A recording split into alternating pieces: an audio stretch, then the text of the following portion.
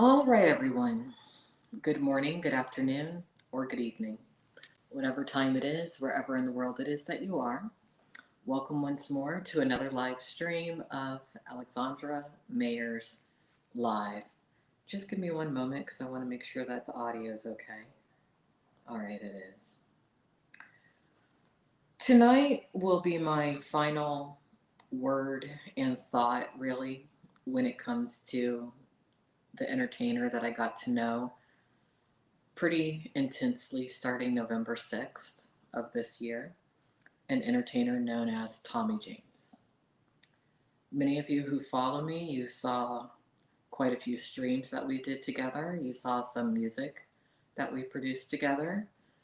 You saw him go from someone who had a whole lot of substances within him, both illegal and legal pharmaceuticals, to someone who had a glimpse of clarity and someone who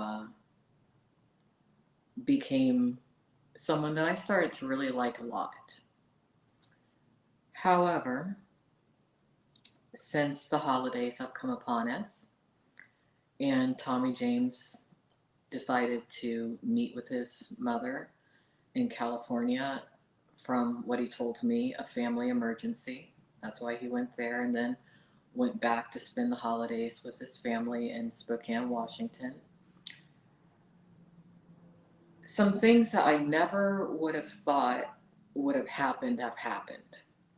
It's been very hurtful, very confusing, but just considering the nature of the beast that is drug addiction and even internet addiction, the addiction to negative attention, I really shouldn't be too surprised. I've taken a couple of days to digest everything that's happened. And again, this is hopefully going to be my final word on the matter, because I just don't really have much else to say outside of what I'm going to explain to a lot of you this evening. I made some notes, so I'm going to go through my notes. At the end of this stream, if anyone has any questions, I'll create a separate stream to answer your questions should you have any out there. But I've decided that it's best not for me to communicate with Tommy James anymore. I don't want to be a part of his community. I never was.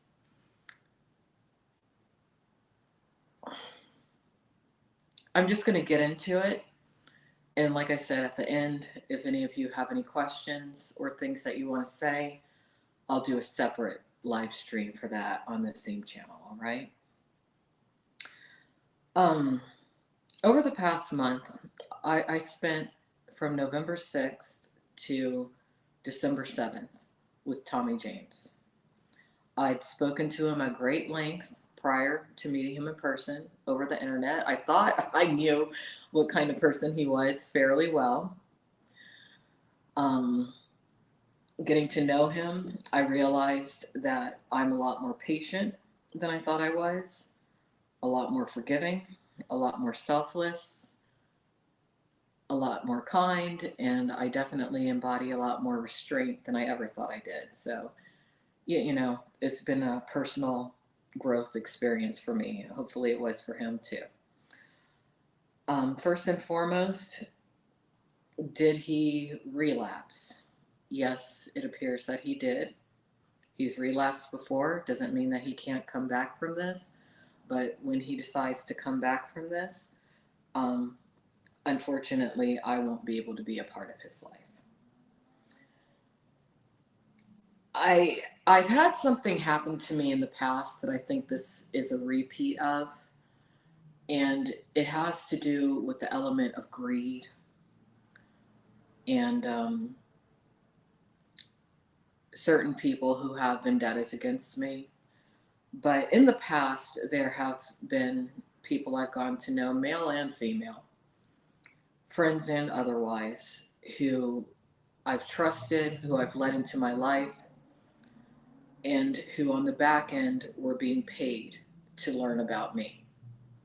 In this case, I can almost pinpoint when it happened, but unfortunately, Tommy appears to have received some donations to gain my trust, get to know me, only to later turn around, as many of you saw on certain podcasts, which I will not name, and be completely complicit in some horrific things that were said about me, predominantly lies that were told about me, legally actionable slander, actually. And he didn't just appear on the podcast for like a half hour or an hour. He stayed on for a multitude of hours. And initially, the host, to his credit, I'm not going to say who it is, I'm just going to say William. To William's credit, he tried to deter the situation. However, Tommy consistently made me a talking point. I expect him to continue to make me a talking point for quite some time because, truthfully, he doesn't have anything else going on in his life. However, it is ironic because one of the agreements that he and I made was that when we part ways, let's not speak ill of each other.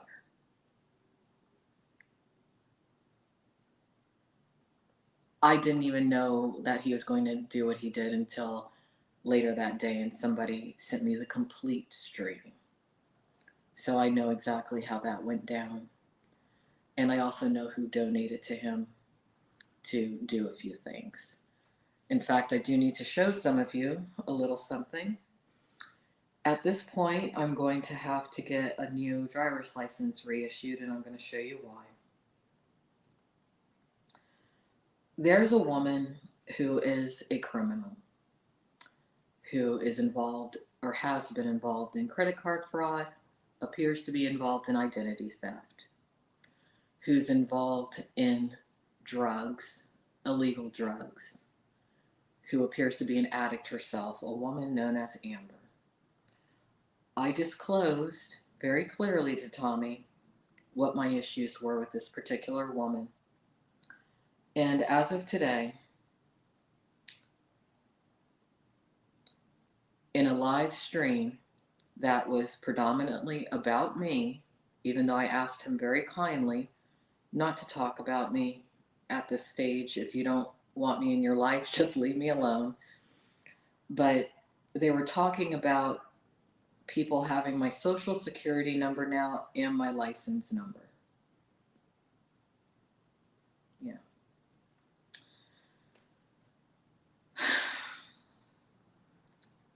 That's enough proof for me that he took donations to gather as much personal information on me as he could to assist a group of people that, for whatever reason, he wants acceptance in.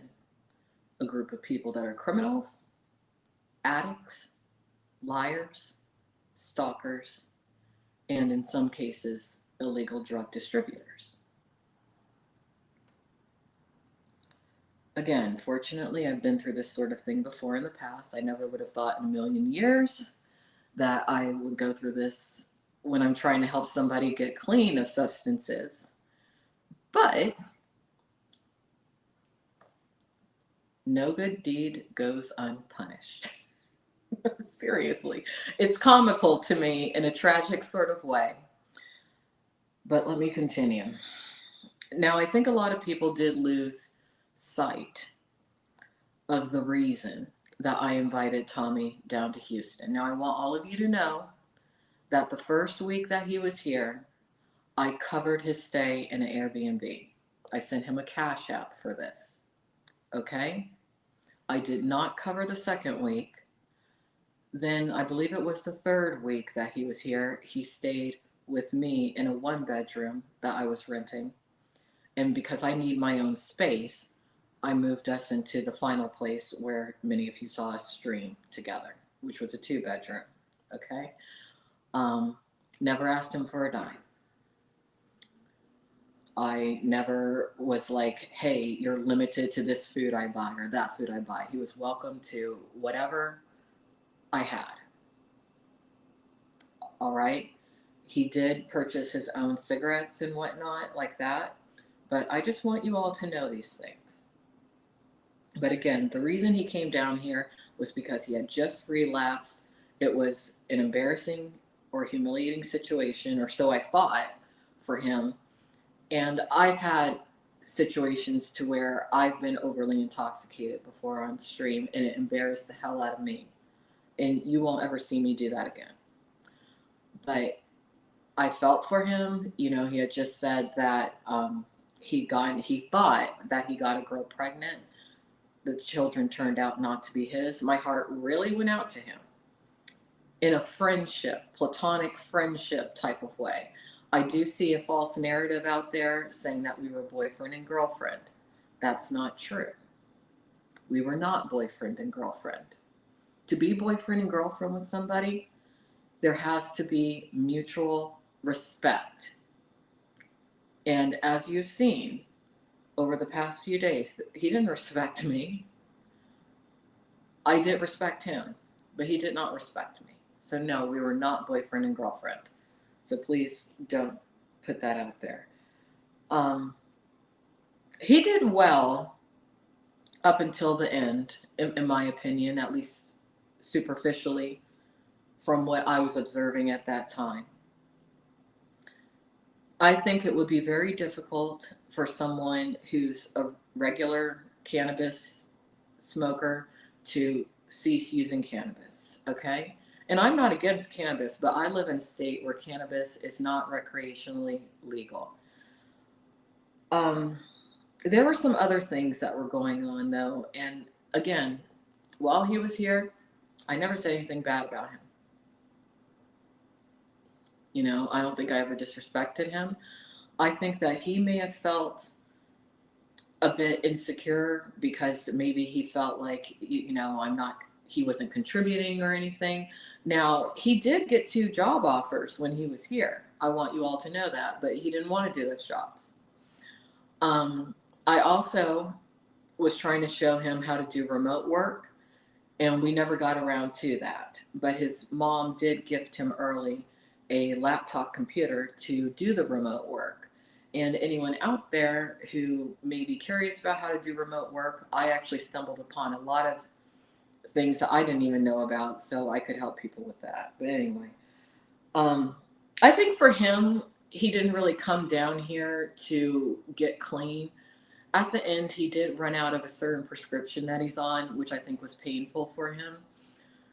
And I don't know if the family emergency that he claimed to, that his mother was dealing with was real or not, nor do I care. I do care, but you know what I mean. It's moot to me. But I know that he was probably fainting a lot. So I think it was the night of the 7th, morning of the 8th, or it might have been the night of the 8th, that I took him to the airport at about 3 in the morning so he could catch his 5:30 a.m. flight to where his mom was to continue with the family emergency. And then from there, to my knowledge, he went back to Spokane.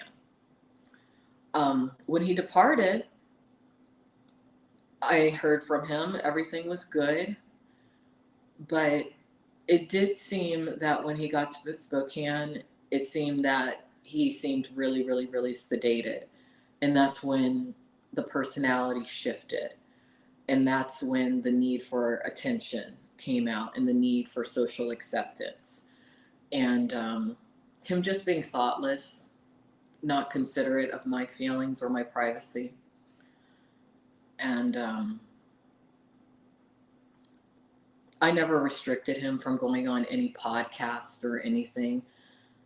But still, I didn't go on any podcast where people were bashing him or speaking negatively of him, and I just wouldn't do that. But he didn't think the same of me. And again, he was complicit in me being labeled the N-word, lies being told about me having HIV, lies being told about all sorts of things, and who knows what he's going to add to it, because again, he wants a social acceptance, he wants to fit in.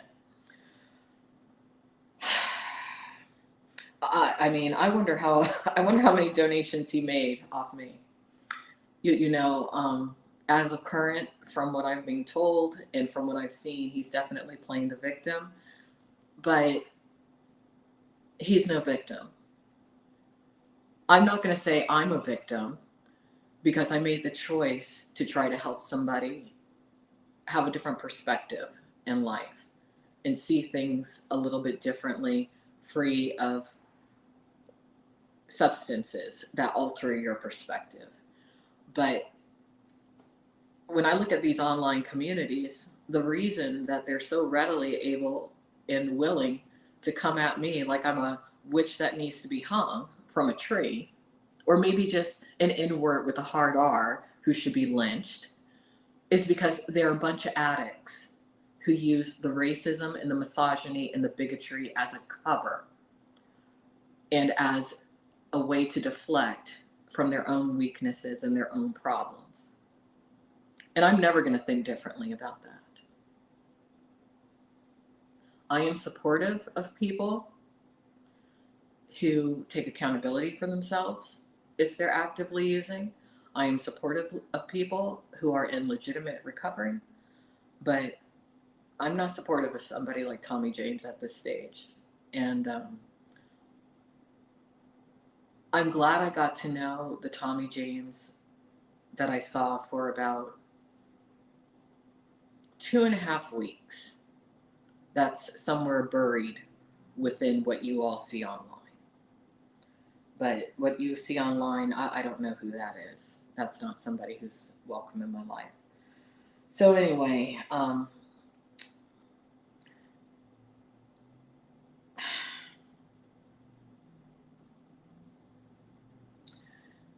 dealt with a lot while he was down here, to an extent, and a lot of addicts are like this. They embody a certain manipulative personality. It is based in narcissism.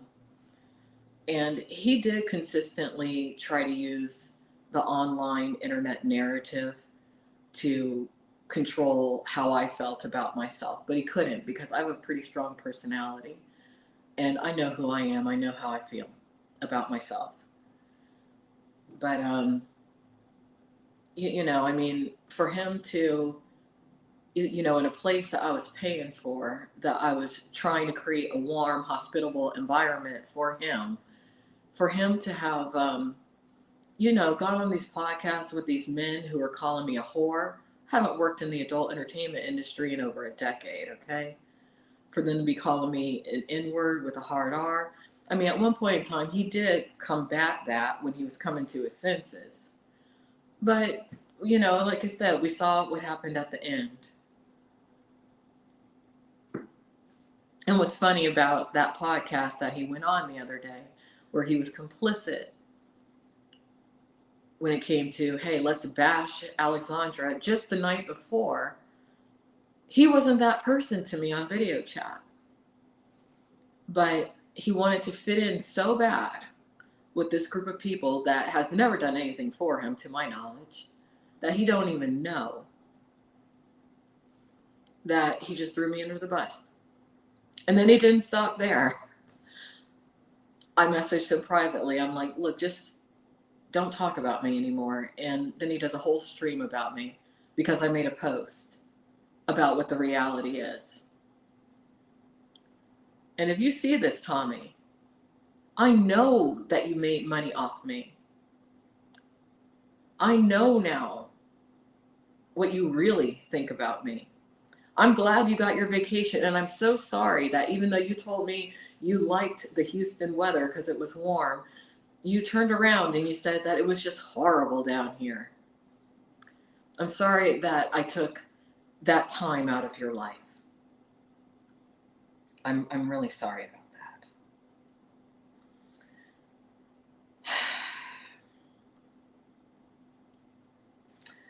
I don't think that he's reached a level of maturity to where he's able to properly see outside of himself. I think that's a part of it. Um, he might not ever reach that level of maturity, frankly, considering the age that he is right now, but he might. I do hope that anyone who helps him in the future, he treats a bit better, kinder, abiding by the golden rule of treating others the way that you would want to be treated. What else did I want to say? When it came to that particular podcast that he went on, I know that he was saying that they were egging him on to talk about me, but again, that wasn't true. To the host's credit, William, he didn't want to hear my name. The only person bringing up my name was Tommy. And that's what triggered a female who is known to be incredibly racist to not only say some horrific racial slurs about me, but to lie in regards to me having HIV. And she needs to be careful with that. I do realize that she was intoxicated while she was lying about me, but that's legally actionable.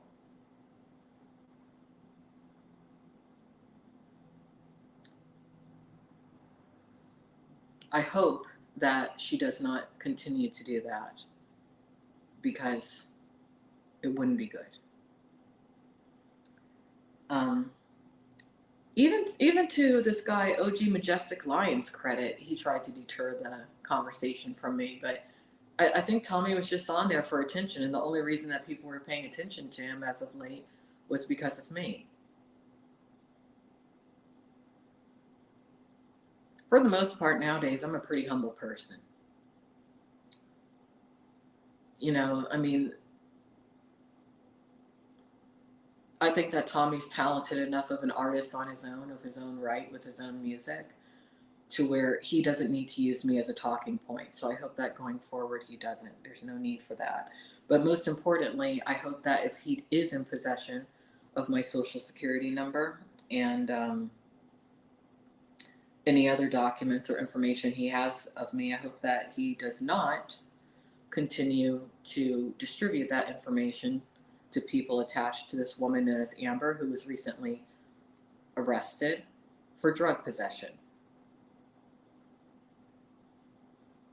Yeah. There's another narrative going on in regards to me somehow working with public figure Micah Wallace and public figure Joel Long of We Owl here, formerly known as the Outcast Owls, now known as Trash Fire TV. I do not talk to those men, nor do I ever want to. In fact, I think my thoughts are pretty well known on how dangerous those men are. To Micah's credit, there were a few things that he said in his podcast in regards to the situation that actually were accurate. There were other things that he said that were not accurate, but I don't talk to either men, and any coverage I choose to do of either men has nothing to do with Tommy James. Like I said, I hope that this is the final stream that I do in regards to Tommy James. I hope that he's able to focus on his music and focus on maybe not relapsing anymore and focus on what it is to be a solid, functional human being. I kind of think that he did self-sabotage in a way.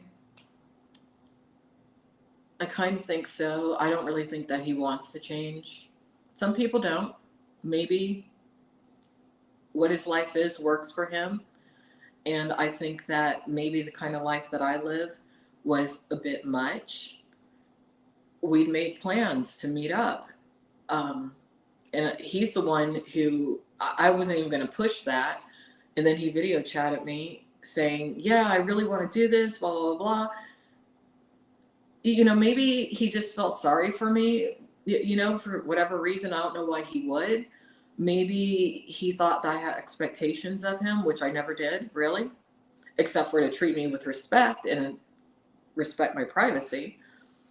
But why say that you want to continue your path of recovery when you're going to go online and do what you did?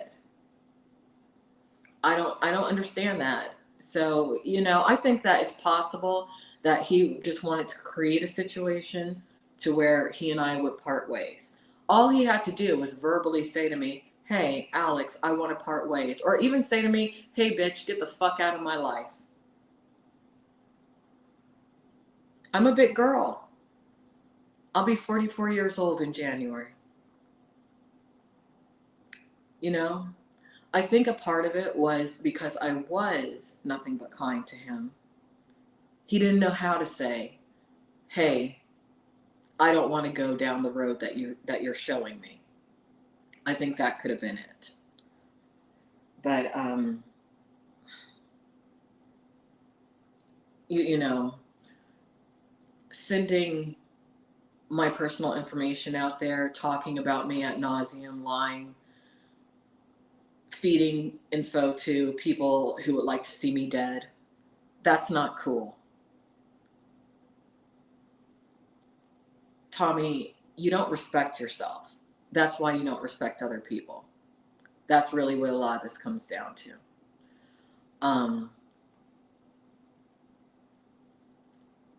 You're affiliated with solid criminals. You have a woman who was just arrested proclaiming in your chat that she has my personal info illegally. What kind of dude are you really? It's just sick. So, I put this stream together because I would have liked to have defended myself on a stream put together by public figure Michael Wallace, but he has me completely banned from his chat and from his StreamYard, so I couldn't. And it's for the best. It's for the best. But I don't want people out there to hate this individual, Tommy James Oakes.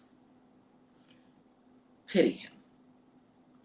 But send him positive vibes, because maybe through some sort of miracle, by the grace of God, in the name of Jesus Christ, he will become the Tommy that I got to know, and not this mess that you've seen over the past couple of days. So I do want to send out some sincere thank yous to a gentleman known as Prison Mike, who has been very kind and understanding and compassionate to me through this. Also to a woman known as Controlla, who I know she gets it. And I just kind of want to finish this up by saying to everyone out there who watches this live or who watches this at a later date and time, please just say no to drugs. I'm not going to say don't be compassionate to people who you think need help. Sometimes people need to learn for themselves that they're not willing to help themselves just yet. That's the case of Tommy James. Because I did a great job. I know I did. But I cannot help somebody who doesn't want to help themselves. And I'm not going to feel bad about not having helped a person reach a level that they have it in them to reach, when it's not for me to do it. They have to do it themselves. So with that said, I think I covered everything that I wanted to. Now I'm going to look at the comments in the chat and see what you all have to say. Okay. I don't want you in here, Tommy.